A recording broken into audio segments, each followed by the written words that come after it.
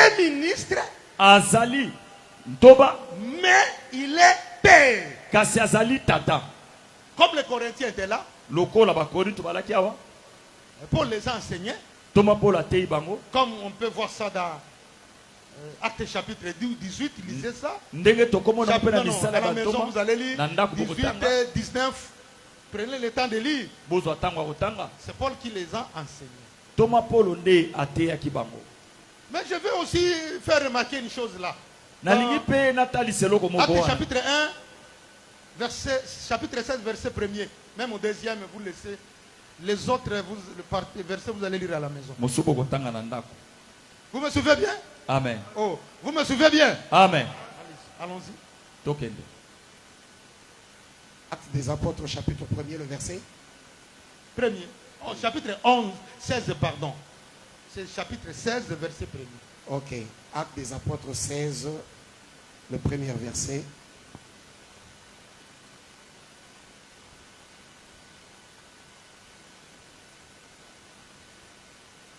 Je lis au nom du Seigneur Jésus-Christ. Amen. Il se rendit ensuite à Derbe et à Lystre. Et voici, il y avait là un homme disciple nommé Timothée. Fils d'une femme juive fidèle et d'un père grec. Amen. Amen. Quand vous continuez, vous allez voir que Paul avait pris Timothée. Il avait trouvé un disciple. Frère Luc, vous me suivez là-bas? Il lui a trouvé un disciple, Paul l'a pris. Et Paul a commencé à lui donner la parole. Vous me direz peut-être que voilà, quand Paul était passé pour la première fois, il avait écrit. Mais Paul ne les connaissait pas. Ce sont des gens qui ont donné témoignage sur Timothée. Et voilà, c'est un bon disciple. Et Paul l'a pris. Mais Paul l'appelle mon fils légitime. Oh, frère, vous ne voulez pas là-bas? Kuna baba, babérien. Vous me suivez très bien? Amen. Mais 2 Timothée chapitre 1, verset 13 confirme ça.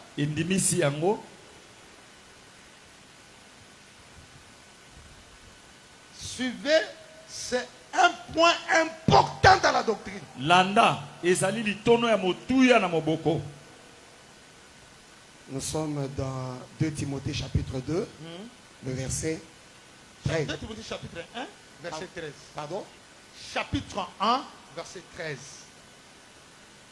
2 Timothée chapitre 1er, le verset 13. Je lis au nom du Seigneur Jésus-Christ. Retiens dans la foi et dans la charité qui est en Jésus-Christ le modèle des saines paroles que tu as reçues de moi. Oh, amen. Amen. Est-ce que vous voyez ça? Amen. C'est qu'il a reçu la parole chez Paul. C'est un peu une confusion là. Paul a trouvé déjà disciple. Mais Paul dit que tu as reçu la chose que tu as reçue de moi. Et Paul appelle Timothée mon fils légitime. Je veux que vous compreniez ça. Vraiment. Je veux que vous compreniez ça. Non.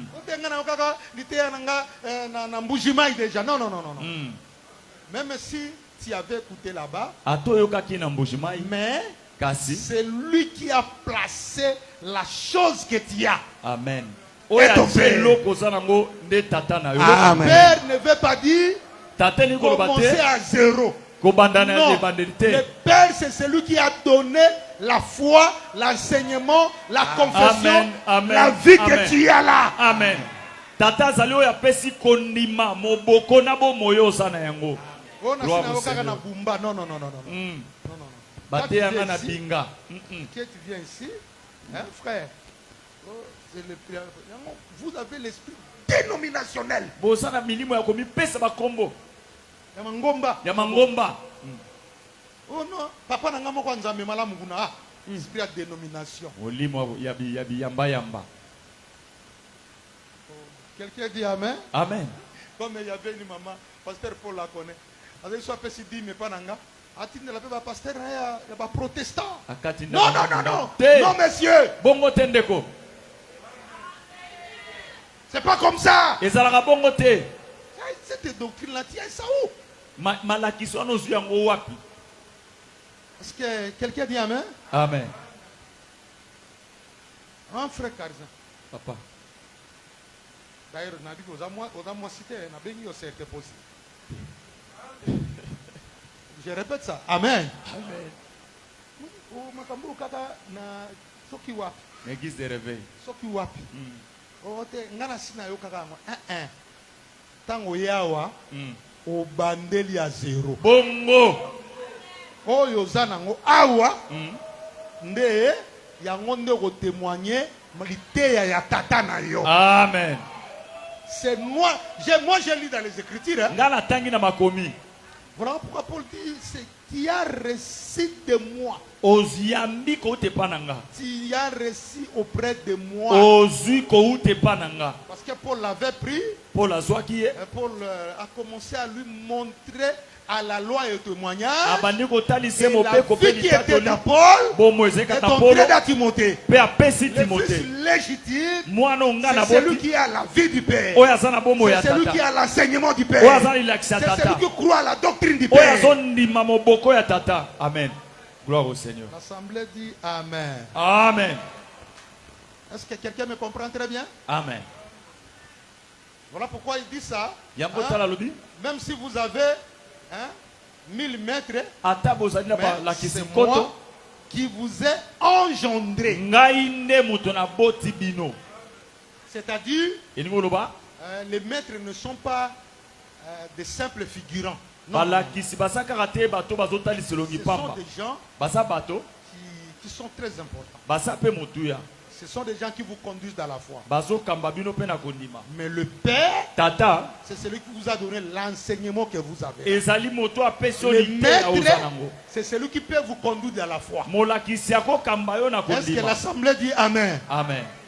Je n'ai pas dit que Soko Yambagilité na Lisala, tona Diboko, tona Chikapa, ou nié ba papa ou kunate. Bangope baza ba papa. Mais ce qu'on commis awa, vous comprenez?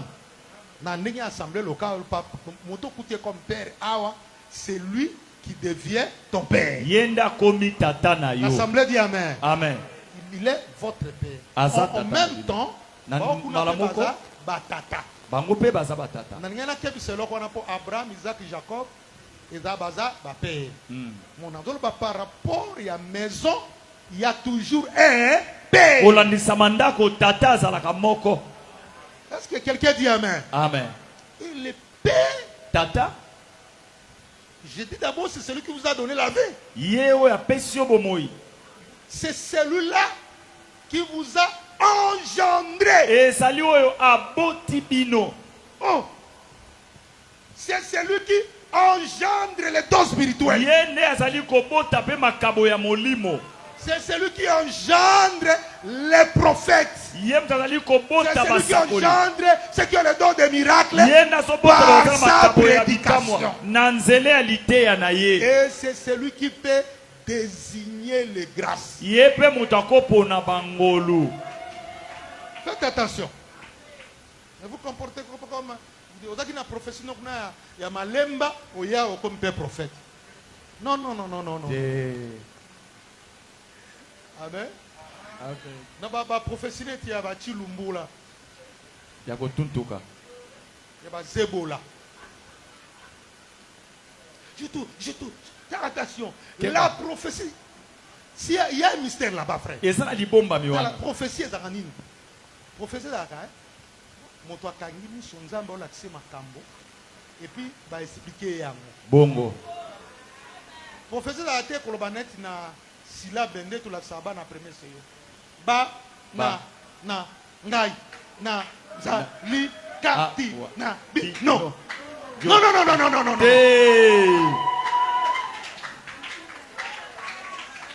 s'il y a un prophète parmi vous, c'est dans les anges, c'est dans les visions, c'est dans les visions nocturnes que moi l'éternel, je me révélerai. Alors je te corrige, il n'y a pas un don de vision. So, mon tour a un don de vision. Dans la littérature évangile éternel, donc on dit que la papa. Il n'y a pas de don de vision.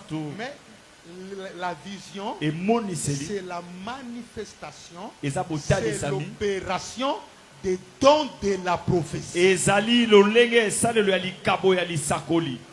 L'Assemblée dit Amen. Amen. Je crois en Nombre chapitre 1, verset 1 jusqu'à 7.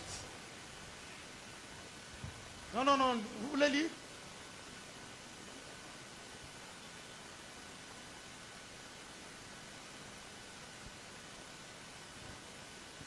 Nombre. Commencez même dans le verset 5. J'ai où est Papa Blaise? Nombre chapitre 1er. 11. Nombre 11.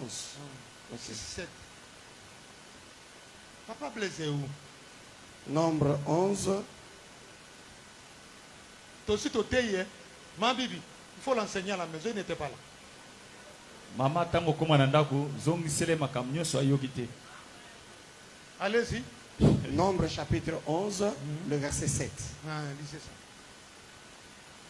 La manne ressemblait à de la graine de coriandre. Non, montez un peu. S'il y a un prophète parmi vous, 5 là-bas. C'est pas 12. Nombre 12, hein? Nombre 12. Ah oui, parce qu'il faut m'aider. J'ai vieilli. Nombre 12. 12, je prends avec à partir du verset 6. Et il dit, écoutez bien mes paroles. Lorsqu'il y aura parmi vous un prophète, c'est dans une vision que moi l'Éternel, que je me révélerai à lui. C'est dans un songe que je lui parlerai. Amen. Amen. C'est ça, non? L'Assemblée dit Amen. Amen. Pas celle des groupes de prière. Nazali, Koloba, Nabino, Bana, Nanga. Non. C'est des canaux. Est-ce que vous nous suivez très bien? Amen. Vous nous suivez très bien? Amen. Mais c'est plutôt une vision et une explication par le Saint-Esprit. C'est pour cela. C'est le Père dans l'Église qui est capable de désigner celui qui a le don de la prophétie. Celui qui a le don de guérison. Même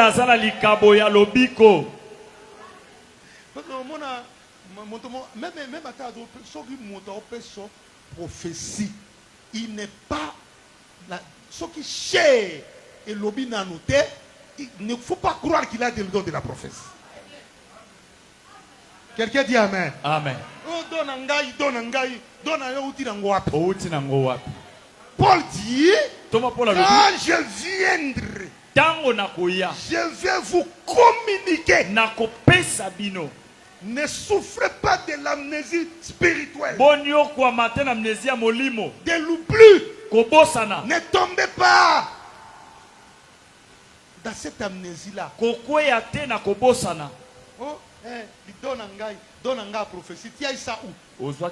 Qui t'a communiqué ça? Quelqu'un dit Amen. Amen. Il faut que les ministres, je ne parle pas seulement de paix. Merci. Merci. Je ne parle pas seulement de paix. Mais je parle de tout ministre est capable de communiquer un don. Mais quand vous êtes à l'église, c'est le Père qui doit présenter le don qui est confirmé.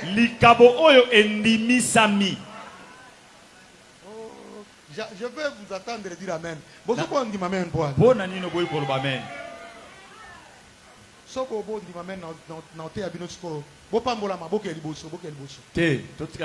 comprends que Amen. Que Dieu vous bénisse. Vous avez compris ça? Hein? Parmi, c'est les ministres pères qui engendrent. J'ai commencé par les dons. J'ai pris seulement le don de la prophétie. Et le don de quoi? De guérison. Scandale. Scandale. Amen. Amen.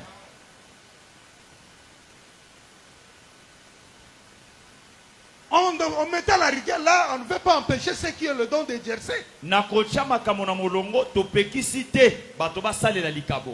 Mais seulement, il faut que ça soit réellement un don de la prophétie. Il faut que ça soit réellement un don de langue. Et les langues sont diverses. Yango Yahweh roko bondoro shanda bararararara so kepe na église kuna roko bondoro shanda barararara. Oh, est-ce qu'on dit ça comme ça? Je veux pas les dons. Nous ne voulons pas ce qui est faux. Nous voulons les vrais dons. L'assemblée dit Amen. Amen. C'est le Père qui doit désigner les ministères. Vous vous souvenez bien? Amen. Ils étaient pour Oumeli. On a mon aneti monté Karza évangéliste était à docteur. Non. C'est pas ton rôle là. L'assemblée dit Amen. Amen. Oh, frère on a docteur. Frère Ananda prophète. Non. Écoutez bien. L'ordre dans l'église. Pour accepter un don de l'église, il faut que la chair dise que celui-ci a un don. L'assemblée dit Amen. Amen. Comme maintenant nous sommes là. On peut dire maintenant, pasteur Pichou, sans hésitation. Parce que le Père a désigné ces dons-là. Amen. Amen. Ata Pichou a mati bisanda. Ata te n'enseignement mais Père a mon qui pasteur. Tu comprends que c'est un pasteur que Dieu utilise dans la connaissance. Ne changez pas, papa. Il faut respecter ce que la chair a témoigné. Est-ce que l'église dit Amen? Amen. L'église dit Amen. Amen. Donc voilà. Voilà frère, comment Dieu est dans l'église.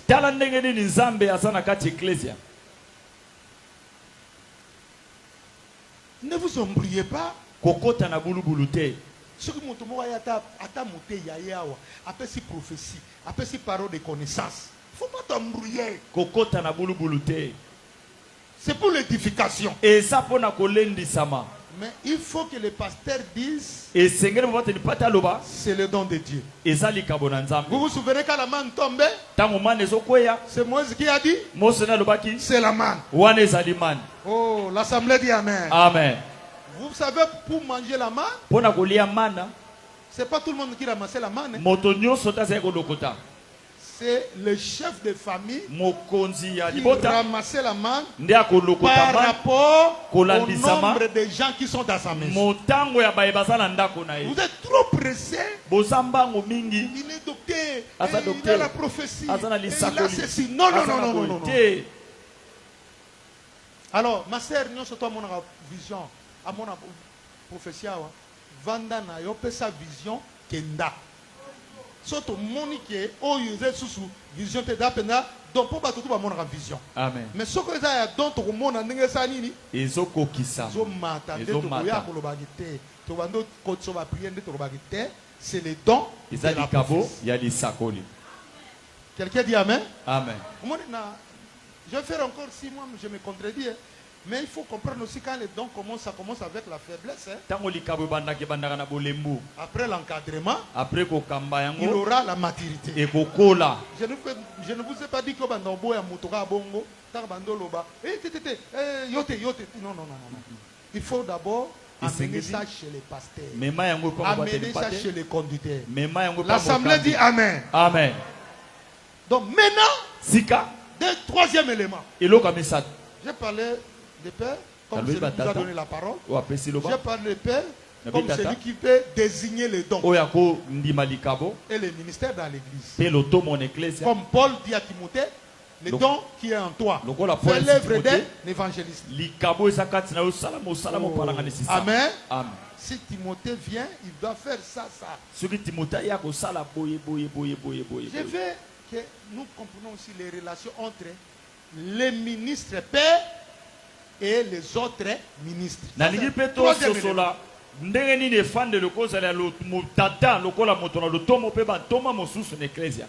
Amen. Amen. Les pères, c'est celui qui oriente les autres ministres. Ce n'est pas de la papauté. Si Timothée vient, recevez-le. Je vous envoie Timothée. Tite va venir avec moi. Jean-Marc va venir. Est-ce que vous voyez ça? Amen. Alors, vous voyez, il dit à Tite quoi? J'étais laissé à Crète, qui était établi sur les anciens, selon mes instructions. Quand vous croyez qu'il est votre père, vous allez marcher selon ses instructions.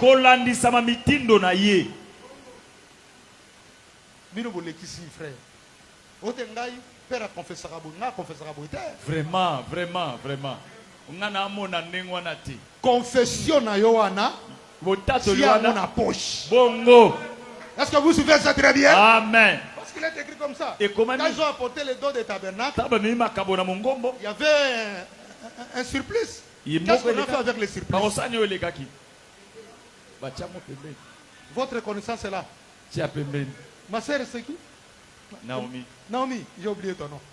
Ne te fâche pas. Ce qui a été mutaté à l'équisi ou à Nezaya, on a confessé on a confessé que ces tonnerres ne sont pas révélés.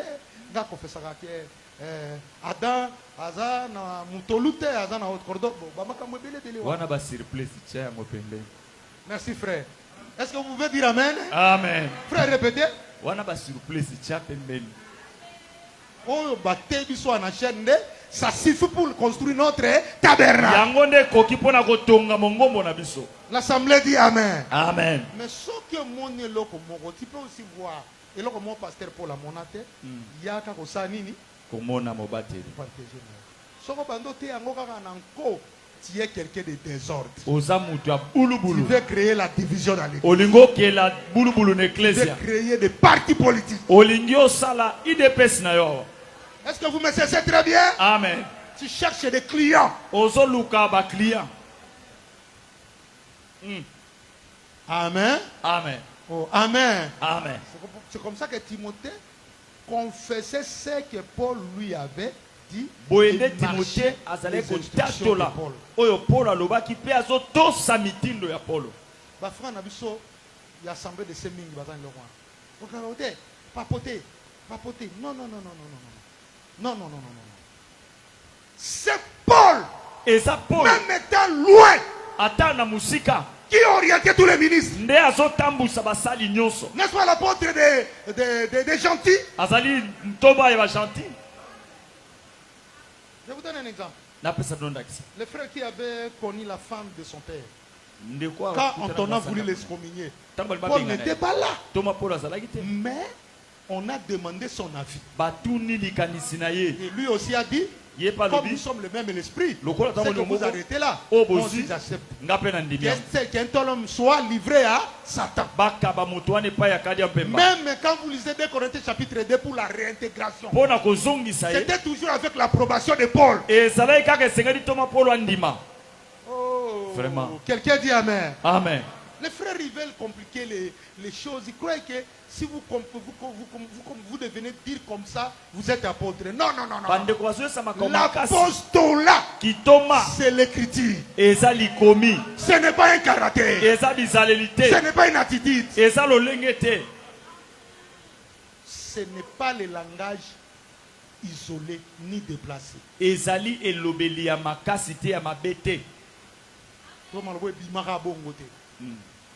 Ce sont des amis. Amen. Amen. Hein, bien aimé. Si tu n'étais pas ministre, il était ministre. Mais Paul dit, moi, je t'ai laissé là-bas pour que selon mon ordre, donc, avant d'établir les anciens titres, tu dois faire comme moi je t'ai montré.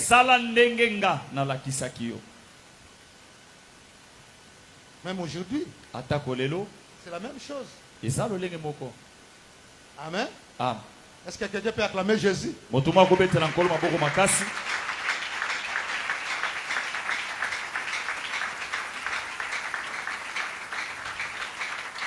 En prêchant comme ça, on veut diminuer les autres ministres. Hein? Pasteur Raphaël, toi aussi,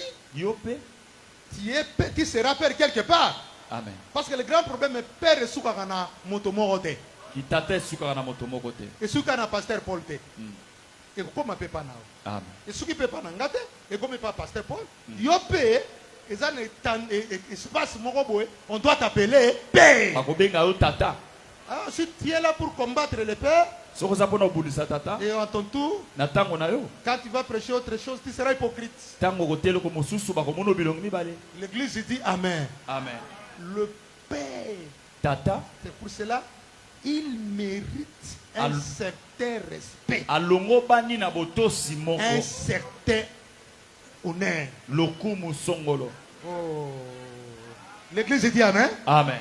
Chez les anglophones, et pas les anglophones, tellement ils ont intériorisé ça.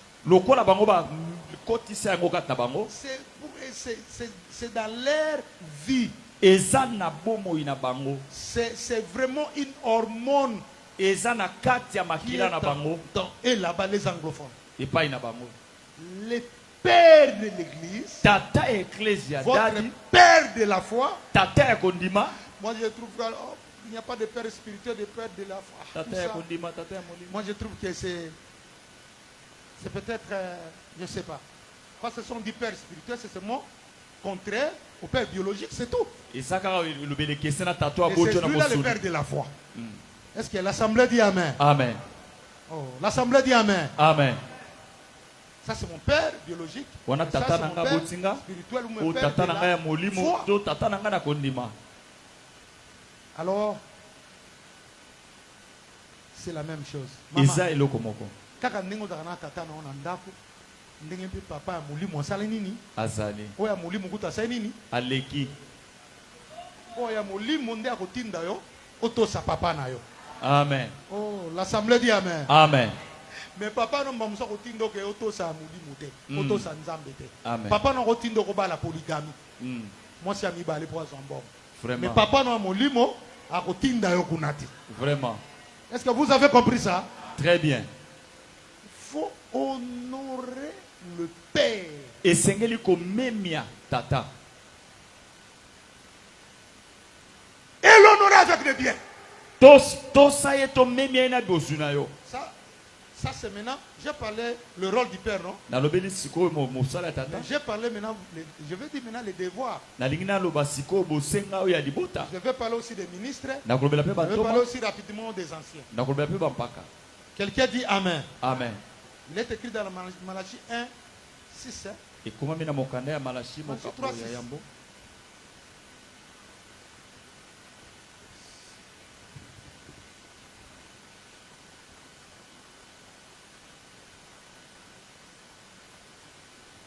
Lisez 3:6, pasteur.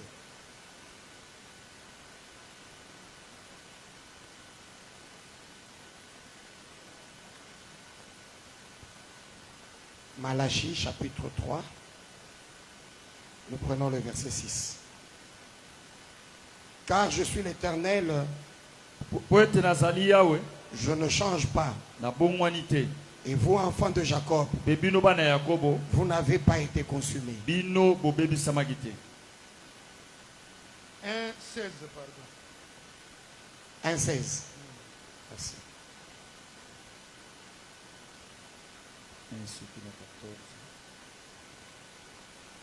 Malachie chapitre 1er. C'est 1:6, non? C'est 1:6, pardon. 1:6. Malachie chapitre 1er, je prends le verset 6. Un fils honore son père. Et un serviteur son maître. Si je suis père, où est l'honneur qui m'est dû? Si je suis maître, où est la crainte qu'on a de moi? Dit l'Éternel des armées à vous,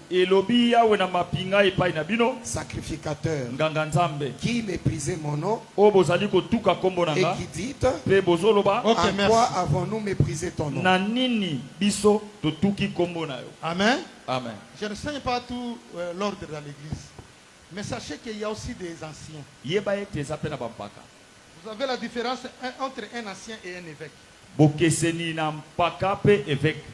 peux donner ça? Qui? Frère Blaise. Un ancien et un évêque. C'est la même personne, non? Oh, amen. L'ancien, c'est par rapport à l'ancienneté, non? L'évêque, c'est la tâche. Oh, amen. Amen. C'est le surveillant. Un ancien, c'est lui-là l'évêque. On l'appelle ancien parce qu'il est là. C'est quelqu'un qui est venu dans la foi, ça fait longtemps. Mais quand on lui donne la charge de surveillant, on l'appelle évêque. Quelqu'un dit amen. Amen. On va parler ça peut-être un jour. Tous les ministres ne sont pas des anciens. Oh, amen. Amen. Mais tous les anciens sont des ministres. Un ancien, c'est un ministre qui a rempli les critères. Quelqu'un dit amen. Amen. Que le Père va établir dans l'église. Ancien, ancien, il y a ancienneté de Papa Blaise Azabo Izali. Mais ancien, il y a ministère, il y a parfois va établir yo. Bata la critère à banana yo, bata la critère à moissina yo, bata la nengote yaka. Wana va établir yo comme évêque. Ok. L'assemblée dit amen. Amen. Donc, n'a pas cet exemple là, pasteur Pichou, il peut être pasteur, mais il n'est pas un évêque. Je peux être apôtre, mais je ne suis pas évêque. Il y a certains critères. Nabala, Nazala, Moto Monsimoko, Nazala Moto yo, Azana Bana Bato Saka parole. Vous voyez ça? Ok. Oh, amen. Amen. Donc, rôle de pasteur dans l'église locale. Okay. Et ils sont assistés par les diacres. Quelqu'un dit amen. Amen. Alors, Naboy. Écoutez. Yoka. Les gens confondent beaucoup la tâche de diacre et de père dans l'église. Parce que les diacres, ce sont des gens là qui sont les auxiliaires des ministres. Ce ne sont pas les gens qui gardent de l'argent.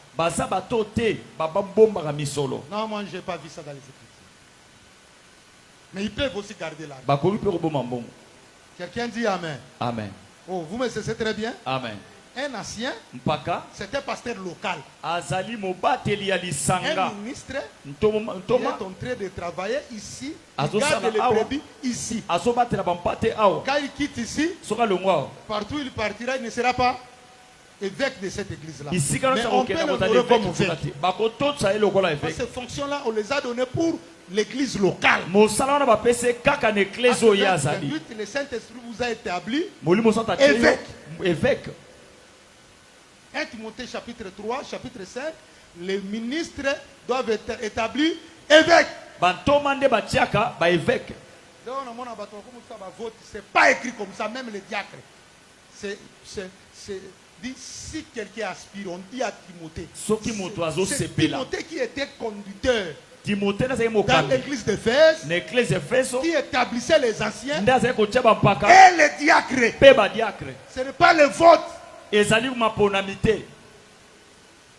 que vous me suivez très bien? Amen. Oh, vous me suivez très bien? Amen. Vérifiez s'il y avait un vote quelque part. Venez me le passer. Me faire voir cette écriture-là. Je vais changer. Mais moi je vois plutôt Paul recommande à Timothée et Tite d'établir ces fonctions-là si cela est nécessaire dans l'église. Amen. Amen.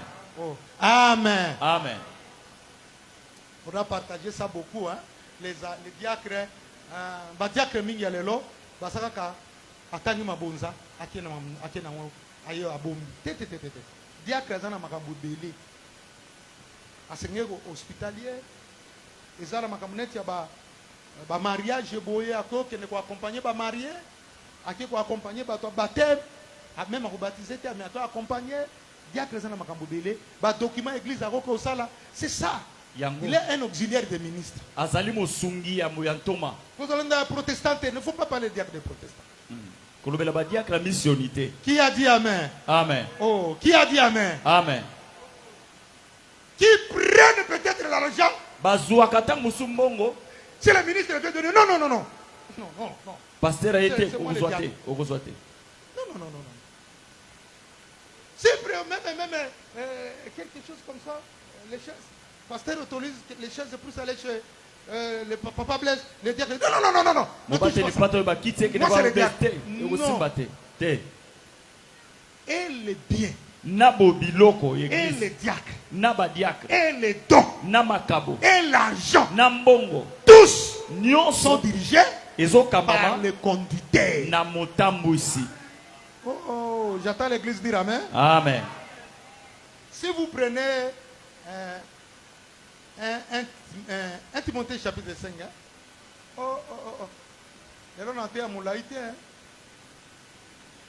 Déjà, la copine a 15 minutes. Pour que c'est 15 minutes. D'abord, Paul Pater Raboti, Mouatba Lembi. Bino Bolembi, non? C'est moi qui quoi? Oh, c'est ça qui t'a robé téléphone, non?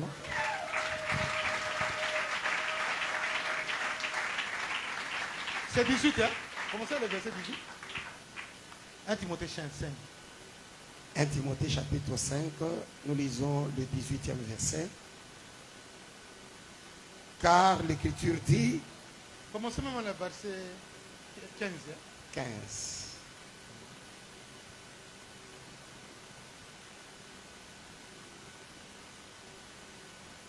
Je prends par 14. Je veux donc que les jeunes se marient, qu'elles aient des enfants, qu'elles dirigent leur maison, qu'elles ne donnent à l'adversaire aucune occasion de médire. Car déjà quelques-unes se sont détournées pour suivre Satan. Si quelques fidèles, hommes ou femmes, a des veuves qui les assistent et que l'église n'en soit point chargée afin qu'elle puisse assister celles qui sont véritablement veuves. Que les anciens qui dirigent bien soient jugés dignes d'un double honneur. Surtout ceux qui travaillent à la prédication et à l'enseignement. Car l'Écriture dit: tu ne muselleras point le bœuf quand il foule le grain. Et l'ouvrier mérite son salaire. Ne reçois point d'accusation contre un ancien si ce n'est sur la déposition de 2 ou de 3 témoins. Amen. Vous voyez maintenant, Paul donne l'ordre à Timothée. Comment traiter les veuves? Comment traiter les ministres, les anciens? Comment payer? C'est Timothée qui payait dans l'église. Par exemple, Paul dit: il faut beaucoup penser à celui qui travaille à la prédication et à l'enseignement par rapport aux autres. L'église dit Amen. Amen. Premièrement, c'est ceux qui travaillent à la prédication. L'enseignement, ce sont eux qui méritent d'abord quand il y a l'argent. Ce n'est pas le diacre qui fait le partage d'argent. Ce n'est pas l'étendard. Oh, l'assemblée dit Amen. Amen. C'est le conducteur.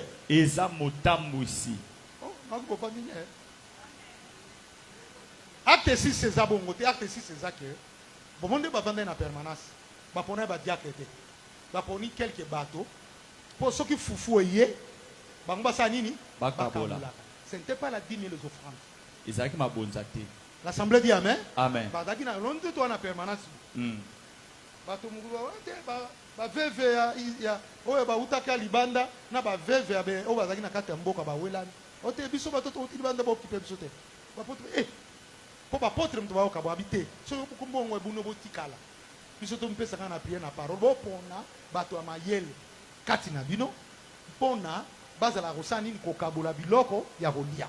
C'est pas ça le rôle de Dieu. Yango moni tango ko comprendre version mabe époque mo boy. Comment tango to na bitulugu papa yé l'église na bana nae ba yesu ko na biloko moi si nazali mais yé papa mususu a servi baninga ne ba papa. Oh acte 6. Non. Que Dieu vous bénisse. Amen. Oh, que Dieu bénisse. Zamba pambola bino. Ba maman mtu ba kotier la biso. Mais ba to alande ba kina ko yeba ke bon paroyo et que na ba veuve oyo ya Jérusalem paroyo ba ope ba zoa paroyo et que ne peut pas ba apôtre ba partager qui bongo. Donc ce sont des enseignements to repère facilement. Mais loko l'église oyo et ko koma munene Abraham deviendra grand.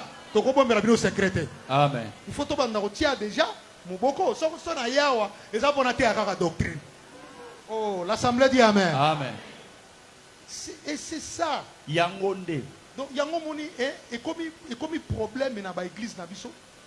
Un frère accompagné kaka et comme problème na église surtout ba frère ba komi na posa ya kolia mbongo mingi église. Vraiment.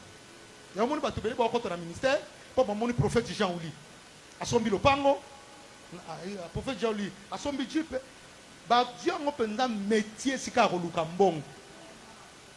Kolo apambola biso. Amen. Oh, kolo apambola biso. Amen. Ba to kote sur na ministère na neba pasteur Paul ba kota kite. Ba ba yaki pena mateya, ba pasteur Paul ba kite ke ba lia ka dini. Ba ngo ba ka ke, ba oteya na bango. Ne ba ko sutuka ke, dimi koti. Amen. Amen. Ngabi nga na te ya 10 ans mais na imaka mwadimte. Ngati na hote na okazaka go offrande ba pesa nzambe. Vraiment. Offrande ba pesa nzambe. Na ide na ngeta ibo. Mais ba prophète Jauli ba makamona kala. Ba bazoli offrande nga okazaka yeke pansa. Siko tanto kula bizaka yo ponzaki mo santo yo no mona ngo nzambe mdawoli offrande. Si biso de to olia. L'assemblée me saisit très bien. Frère, mon quoi zo posate aya ko luka mbongo l'église. Église, mon église va au travers la prédication. Pour la lobby, nous sommes considérés comme des pauvres, nous enrichissons plusieurs.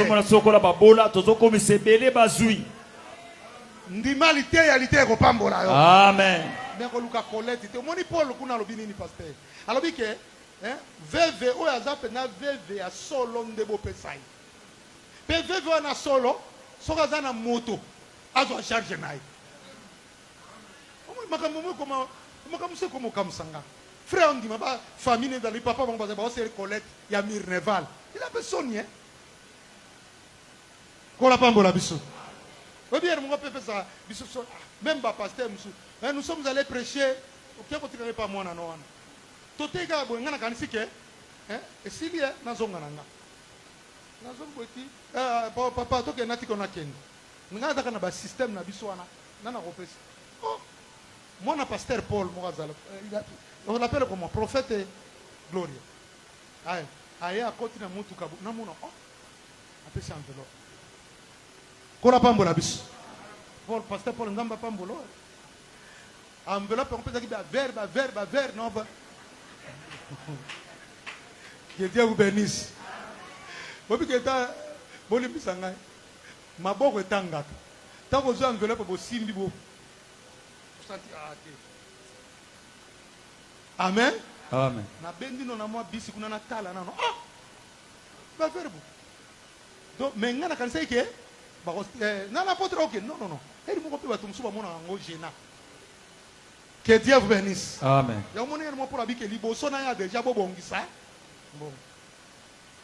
Kolo apambola biso. Amen. Oh, kolo apambola biso. Si vous invitez père, motoda on a honneur. Pas si faut qu'on a lingouane. Si vous bon c'est bon on a vino kala.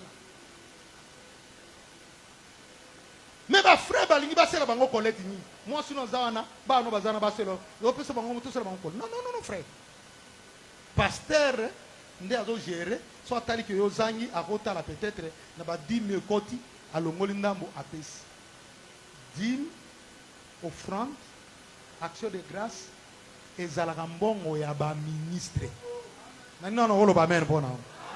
Ezala mbongo construction église te ngatanga version na suka wana po yango bota mobulu na l'église ba chantre surtout frère yo pardon limbisanga na binote ba chantre ba assemblée de saints ba komi ba kipite ba komo réclamer mbongo même ko leka ba ministre kola pambola biso amen oh kola pambola biso amen comme ça frère. Chantre, quel est le papa? Bon, sommes artistes. Vous êtes artistes, non? Oui. Il y a maintenant une œuvre. Artiste, non?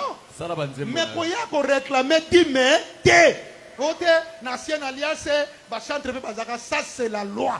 Le sacerdoce a changé. Tous ceux qui travaillent le vite là-bas, l'Ancienne Alliance va porter, aujourd'hui, sont le ministère de la parole. Oh, amen. Amen.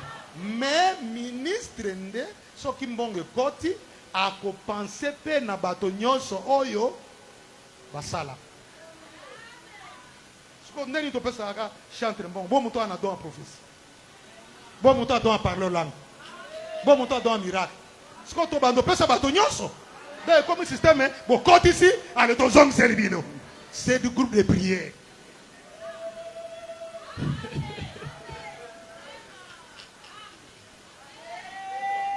L'assemblée me saisit très bien. Amen. Nazo net en écriture, c'est le moto a droit pour réclamer 10 000 dakaka motomo. Nanang. Termine. Awande. Awa. Te père déjà, ils ont pas naït. Motomo kanani.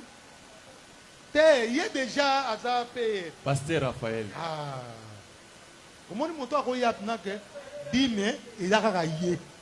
Bino ba mususu wana so ba pesi ote kanga bible zonga tonda nzambe kende ko sala pa ba libanais luka musala pa ba chinois kende ko sala l'assemblée dit amen amen pasteur a dit mi monto ko viser ezakaka pasteur Raphaël azana veuve moi veuve ya solo OK ba il faut azana no aleka 60 ans Et puis tant boko la kibana na ye.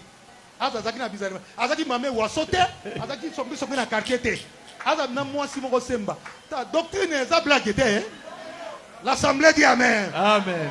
So zaka veuve moko ba 40 ans. Kendo luka mobale no bala yo.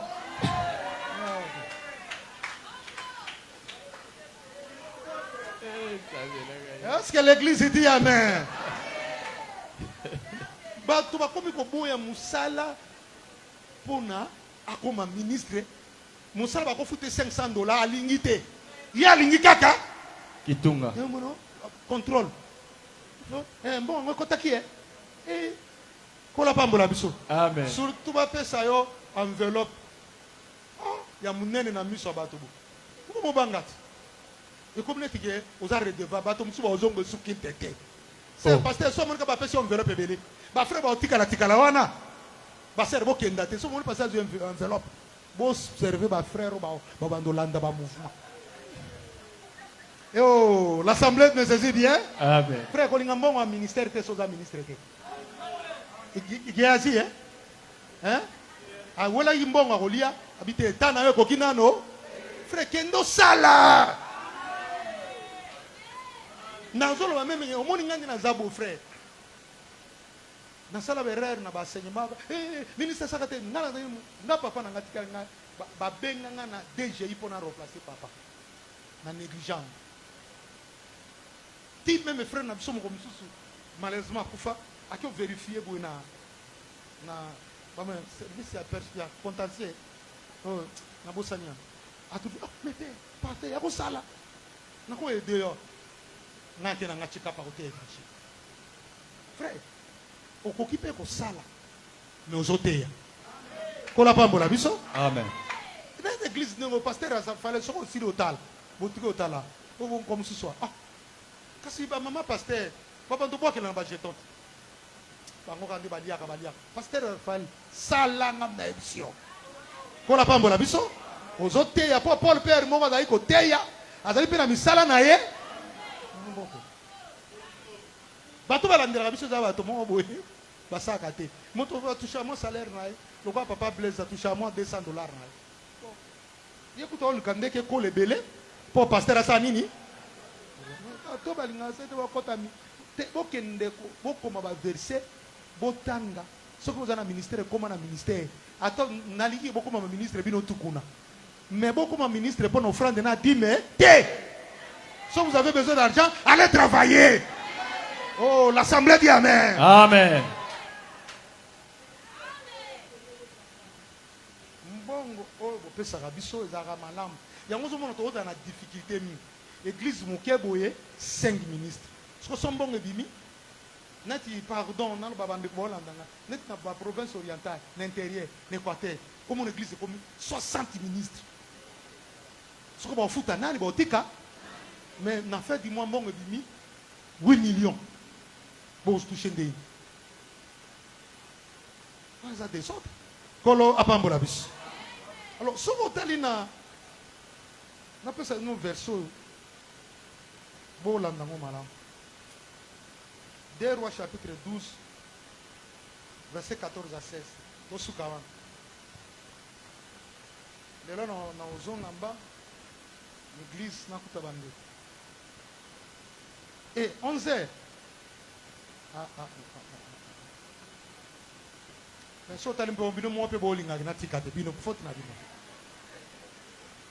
Lisez, pasteur, lisez dans ce cas. 2 Rois, chapitre 12. Verset 14, 16. 14. Il prit tout l'or et l'argent et tous les vases qui se trouvaient dans la maison de l'Éternel et dans les trésors de la maison du roi. Il prit aussi des otages et il retourna à Samarie. Le reste des actions de Joas, ce qu'il a fait, ses exploits, et la guerre qu'il eut avec Amatzia, roi de Juda, cela n'est-il pas écrit dans le livre des chroniques des rois d'Israël? Joab se coucha avec ses pères et fut enterré à Samarie avec les rois d'Israël. Et Jéroboam, son fils, régna à sa place. C'est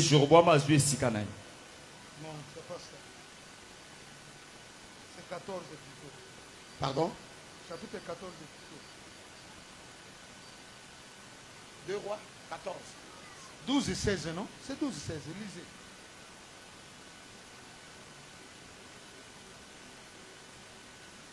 Roi 12. 16. 2 rois 12, 16. Je suis dans 2 rois maintenant, chapitre 12, le verset 16. Verset 14. Pardon? Commençons dans le verset 14. 14. On le donnait à ceux qui faisaient l'ouvrage, afin qu'ils l'employassent à réparer la maison de l'Éternel. On ne demandait pas de compte aux hommes entre les mains desquels on remettait l'argent, pour qu'ils le donnassent à ceux qui faisaient l'ouvrage, car ils agissaient avec probité. L'argent des sacrifices de culpabilité et des sacrifices d'expiation n'était point apporté dans la maison de l'Éternel. Il était pour les sacrificateurs. Je crois que vous allez dire amen. Il faut faire la différence entre l'argent pour la construction de l'église et l'argent des offrandes.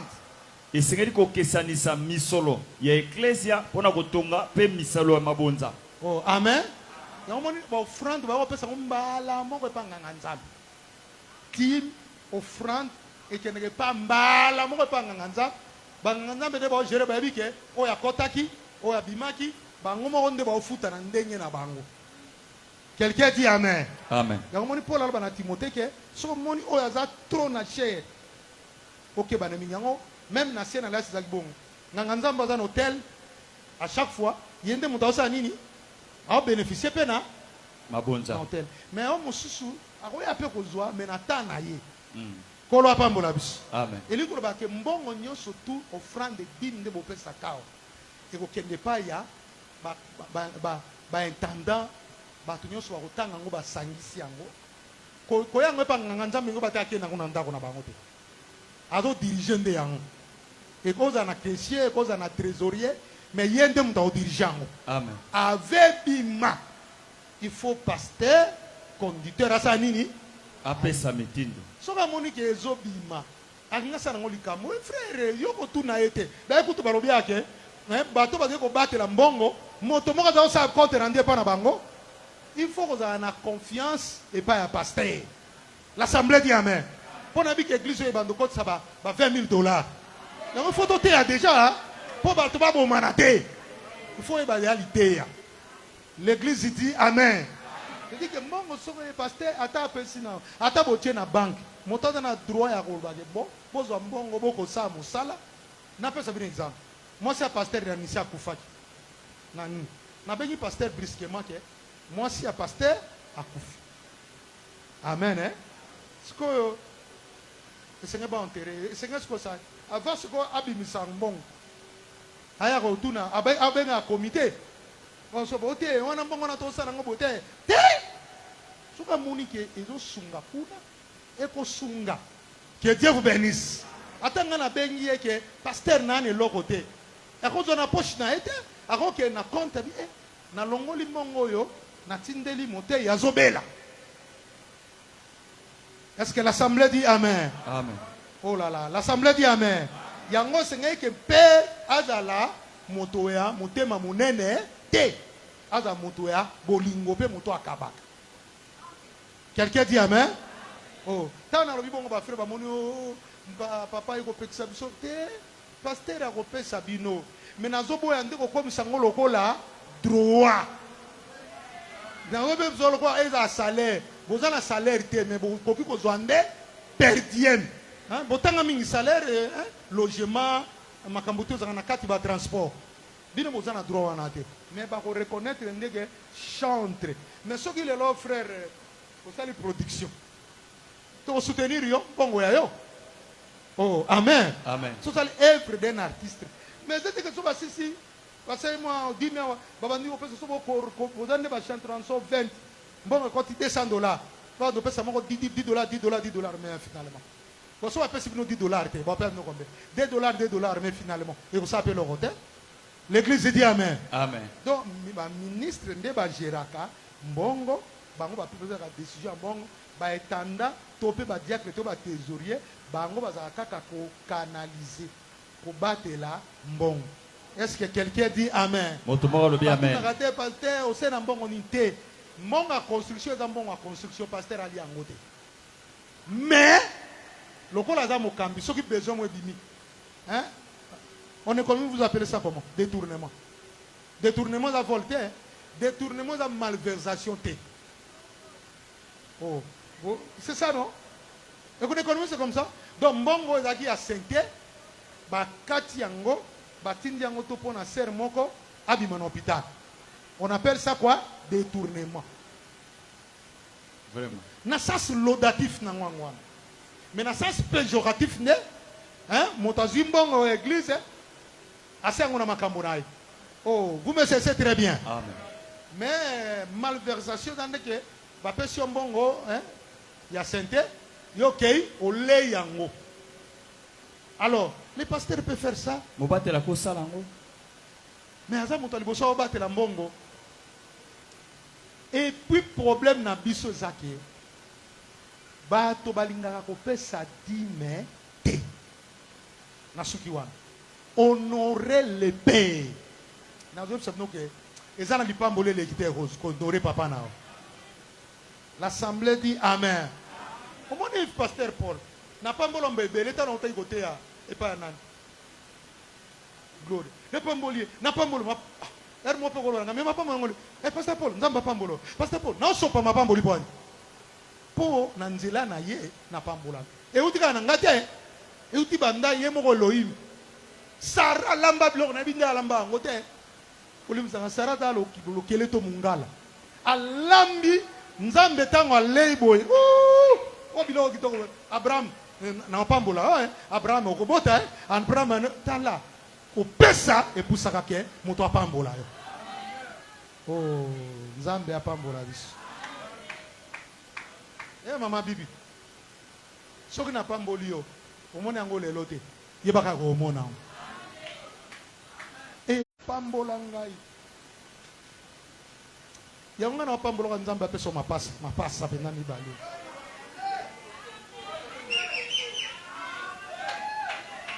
Que Dieu vous bénisse. Amen. Et Koko Kisamakak. Amen. D'ailleurs, nous le Père spirituel. Vous devez l'honorer. Et sengeli bo memiaye. Oh, l'assemblée dit amen. Amen. Oh, l'assemblée dit amen. Amen. Tala, neuf nous bande ko ko pesa musala nzambe tande na bon na yaka sur état. Ngai na yaka sur état. Sikina ko moya vabino. Bongo. Pona nini? Mutuka vous m'avez honoré na koma na mutuka. Mais nataka ya Rwanda bono ya na toki na lembi. Ah. Bato wa pesa mutuka nzamba pambola bango. Amen. Ngala bika ifuba koma na capital à $1 million. Amen. Oh là là, l'assemblée dit amen. Amen. Est-ce que vous aimez la parole? Amen. Acclamez Jésus très très fort. Ne mangez pas la dîme. Bolia moko na zomite. Nyonso tozo zoya dîme yaka ko pesa ngo. Na félicité pasteur Paul que église za biso ndenge bandaka. Na ndepe to pesa. Na moni ko pesa église o mati. Bon matali sukoleka. Amen. Boko ma première na église no. Église o pesa. Kolo apambola biso. Amen. Il faut passer. Au lieu d'imiter, de compliquer la vie. Pour nani ni loko wana. Nana tangata un sermani. Ozani loko sikote. Sœur Mami, tu n'as rien aux ambongotés. Mais sur du $5,000, au moins 4,500 $ et comme moqué. Pourquoi tu es égoïste comme ça? Un sœur Nanou, pour nous égoïste bon. On a $1,000 sur côté. Mais ce qu'on appelle sur $1,000, au moins on a $100 à 10, au moins on a $900 et à moqué. Un vrai croyant. Quand on appelle si mbongo, si on a $20,000, il y a contacté qui a $20,000. Il y a contacté qui a $18,000. Bon. Et d'après la bâton, on va ça plus c'est 10. Il y a contacté qui nécessairement après ça a dit pauvre église. Pamba bo mwana na. Pour que ça c'est personne en bon on a un besoin. Bon à garantie. Pas besoin. Na zone seli. Azaki ni lokoté na zo témoigner. Ça va servir faut témoigner. Il y a ça a vu ta 200 $. C'est que soit est pas nga, c'est qu'on appelle ça 60. Ça super papa na baxelo on te koki. Gola pambola biso. Na kopesa na kopesa.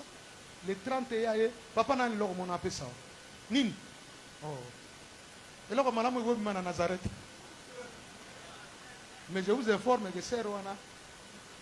A Zipenzabu. A Pessingai. Bougalopam. Pessingalopam.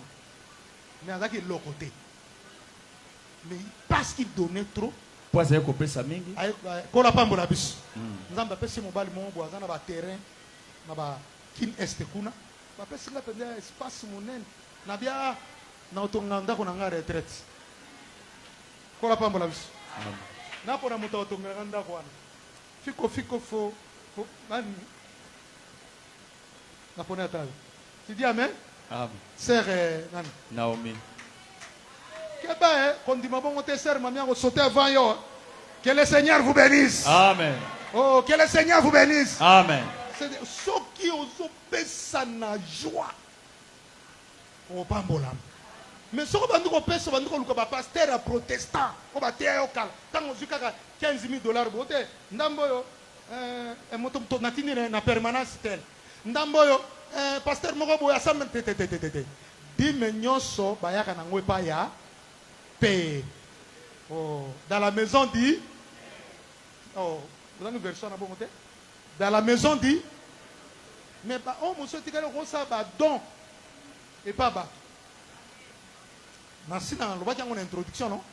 Pourquoi Kabila, pasteur, mon robot, a on a vu, toi, tu es mais dis, mais bah, kanango, mobimba. L'assemblée a dit, oh, l'assemblée dit amen. Ce qu'on a, au moins, qu'il y a $10, ah, on appelle ça, monter, ah, on appelle ça $5. Mais il y a kanango, on appelle ça, monter. Le reste est bateau kabela bango sala bango ba don pour ça permis na Israël. Mais offrande na yo dim na yo mais na maison du trésor. Pour ça que là on a été que ceux qui au monument est commis 7 ba ser rassemblé les 7. Parce que là on a peine on a ba frère. Ce que moni dim est commis à $15,000. Il commis problème. Mais ceux qui dit mais $800 à pèse. Ceux qui a 200 à pèse. Mais frère, mon comme est-ce que $1 million, na pèse 100,000. Au moins, wano bongo amina noté, ozana kipitide. L'assemblée dit amen. 100,000 et 100 moto. Ya mona bande comme ça mona soit pèse monter $100. Na pèse ko $100. Mais yé moko a dépassé $100 par jour. Bon nini, asombe la paix moi 6 mois ma futa bien, asombe la paix bana ba à l'université. Mais ce qu'on soit fait ministre $100 à mon accueil multiplié belé. Frère, bon on a ma commande ngwa. Au moins plutôt dans la charge, qu'on la pambo la bis. Qu'on la pambo la bis. Attendez attendez comme ça pengo franda. Tant comme en église. Il aussi. Il y a un faux ministre à Zanambongo. Et ça va tout ça kana butu boy ba bengi biso papa na problème boy. To ko ya loba wa te to pesaka. Il faut ministre à riche. Parce que, pourquoi le amen? Amen. Oh, amen. Amen. C'est-à-dire que ça c'était pour Azanango. Attends dans la boutique. Yo zo pe sande Nzambe. Attends moi dit que ba pe si 10,000. Yo 10,000 na on a 6,000 francs. Ozo pe sande Nzambe. Ba pe ça biso poto abato mawate. Nan ngate ba pesa biso pona bato mawa. Pesa biso nde po parole moto et lobby. L'église dit amen. Amen. Frère Batila mbongo nzambe. Ministre Géré mbongo nzambe na ba destination nango. Comme ça nzamba ko pambola bino. Soki mulongo ezali nzamba ko pambola. Soki ko pesa ezali na système likambo père spirituel. Papa ou te yo parole. Croire na parole ne nyos. Kola pambola biso. Solo biki ko keli boso o keli boso. Somo mona ngwe ko kisamate, yeba ke ko kokisama kaka. Amen. Oh, amen. Nana ngopela pasteur Paul la ko benge papa. Nana pusa okati la nga bon no $1000. Sokolo bani kaza akomi ko juger, akomi ko landela vie nanga. Akomi pe embêtant. Non. Naba Nigeria, obi moto idausa. Nani chapelle des vainqueurs. Idausa. Après celle de ça mbongo 10 fois. Apesi ndena okati témoignage. Abo apesi abo titi opesi. Évangile qui jamina moto invita qui est dans Londres. Elle est na mutuka boya mutuka nae. Tia ke nozo mutuka sika. Na lobi ke bo sabonte me ba anglophone ba koma na degré à fond ndengwa. Tika ke assemblée au pe koma na foi bon. Amen. Oh, l'assemblée dit amen. Amen. Exactement ba frère mo bo bara molimo mo moi mo pimi so sala ata na moi DGI abi ka touchaka moi $3000 $2000 akomi ko kim église mo ko ba sa collecte a kimi so a 10 mois dim a kimi et puis dim so pesi balandela ngoteke ise musalani yo pesa kaka conducteur et moi ebi côté nini agosalela na assister le moko est-ce que na lobi ke basunga bato te na basunga bato o mone ezalaka collecte ezalaka mende ko linga ngo mingi te eza o pesa ko image ya pauvreté linga ndeko yo o pesa ba collecte pour abato. Est-ce que l'assemblée dit amen? Oh, l'assemblée dit amen. Na insisté que pasteur Paul bato nyonso ko futa bango mais motona niveau na. En tout cas pour na dimanche lelo nzamba pambola biso.